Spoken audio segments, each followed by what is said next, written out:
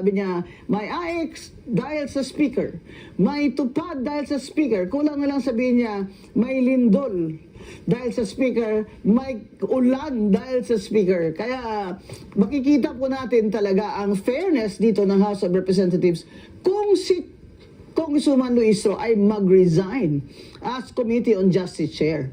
I mean, give it up. Congresswoman Luistro, what's the big deal? You know, you no longer look neutral. You look biased. You're already biased against VP Sara. So why don't you just give it up and resign? Anyway, your vice chair is just as competent, hindi ba?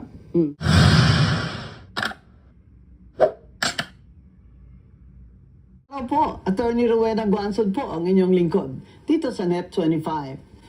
Pangunahing episode ko po ito. Kaya sana subaybayan nyo bawat Miyerkules dito sa Net25. Pag-usapan natin ngayon ang impeachment na naman. Ito ang impeachment 2.0. Wala na talagang magawa itong ating mga congressman. At hindi siguro sila busy.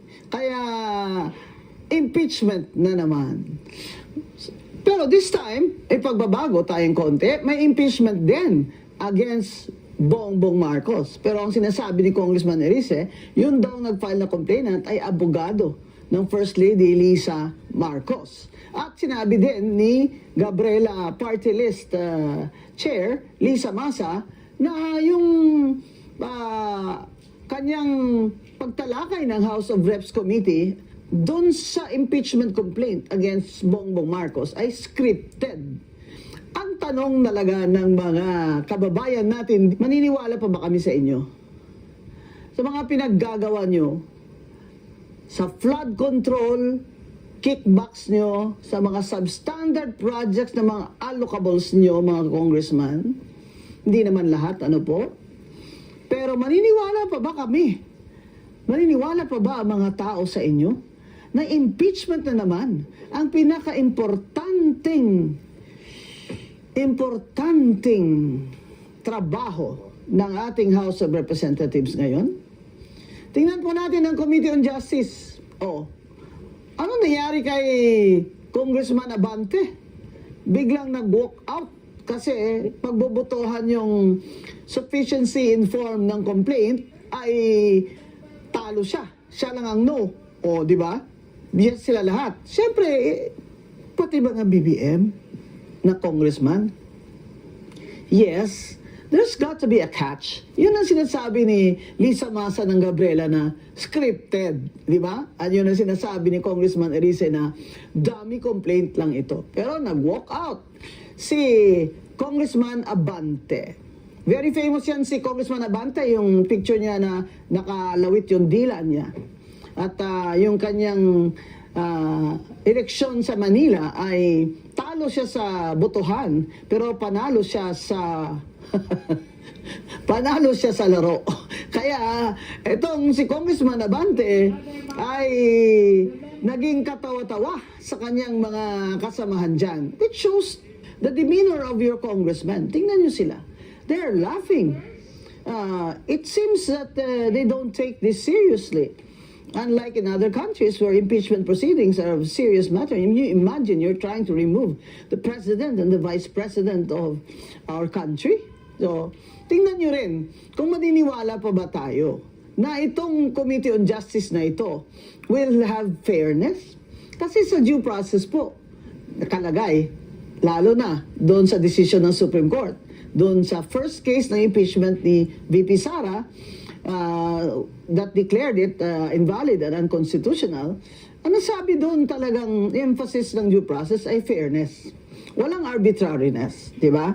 And can we expect fairness from this committee led by Congresswoman Luistro, rabid supporter of Martin Luther King Romualdez and BBM?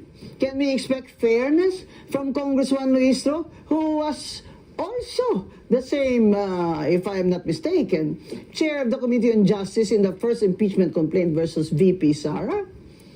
If you look at the record of Congresswoman Luistro, she's praising Martin Romualdez to high heavens, di ba? Sabi niya, may AX dahil sa speaker, may tupad dahil sa speaker, kulang na lang sabihin niya, may lindol dahil sa speaker, may ulan dahil sa speaker. Kaya makikita po natin talaga ang fairness dito ng House of Representatives kung si Congresswoman Luistro ay mag-resign as Committee on Justice Chair.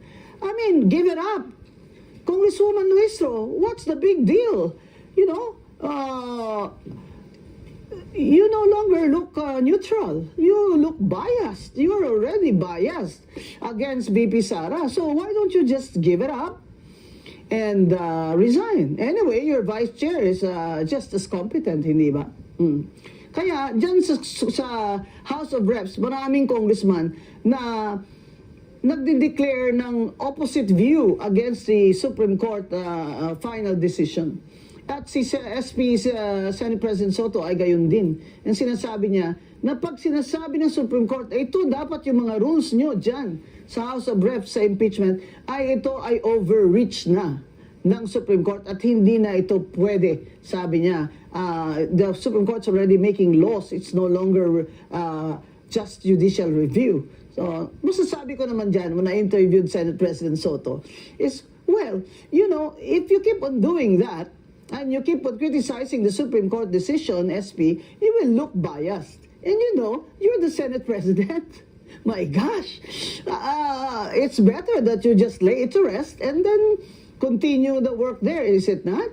Kung aakyat po ang impeachment sa inyo, ano po ang gagawin nyo? Sabi niya, gagawin ko po yung ayon sa aming mga patakaran. Oh, that's great, right? Now, but if the impeachment complaint against President Bongbong goes up to the Senate, in the unlikely event, the Senate President will not preside over the impeachment hearings. It will be the Chief Justice of the Supreme Court. Di ba? Kasi hindi naman pwedeng siya. Di ba? Well, that's already settled. The Chief Justice, that's what happened in the Joseph Estrada case. Remember?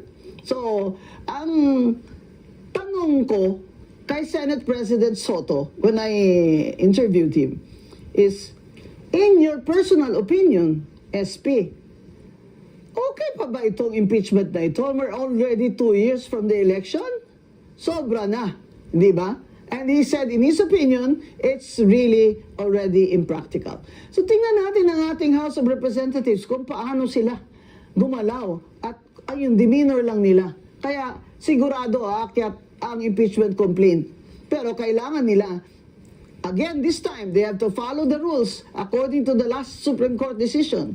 They have to refer it to the committee, and then they have to bring it to the plenary, the complaint, and then all congressmen and congresswomen, and of course, the Vice President Sara, must have a copy of the complaint. Kasi noon po sa first impeachment complaint, grabe, no? Ikaw nga nasasakdal sa ordinaryong kaso, binibigyan ka ng kopya ng complaint. Ito ba kaya na ini-impeach nyo, tinatanggal nyo ang Vice President, hindi man siya nabigyan ng complaint. Kaya mga kababayan, maasahan ba natin ang ating House of Representatives na magiging fair sila at magiging objective sila? Maasahan kaya natin na dahil si BBM ang President ay susuriin din nila ng maayos at kung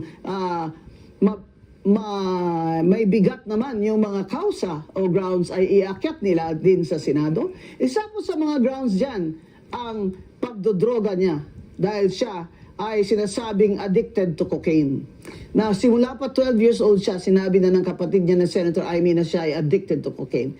Ang sinabi naman ni Congresswoman Leila de Lima na hindi yun sapat na betrayal of public trust. Pag-uusapan ho natin yan uli. Pero sa ngayon pa lang, kung nagdodroga ho at nagko-cocaine ang presidente, ano yan? Nung tumakbo siya, sabi niya, of sound mind siya, and body and healthy, and, you know, he's not committing any crime. He's committing a crime! He's committing a crime every day when he snorts cocaine, and his decision-making prowess is going to be unstable and erratic and unreasonable. Yan po ang resulta doon sa ground of the impeachment complaint against him that he is addicted to cocaine. Not by itself, but that it impairs his cognitive functions and it impairs his decision-making process, and that's why he cannot be a good president of our republic. Abangan po natin dito sa mga Pilipinas. Ito po si Attorney Rowena Gonzon. Salamat po.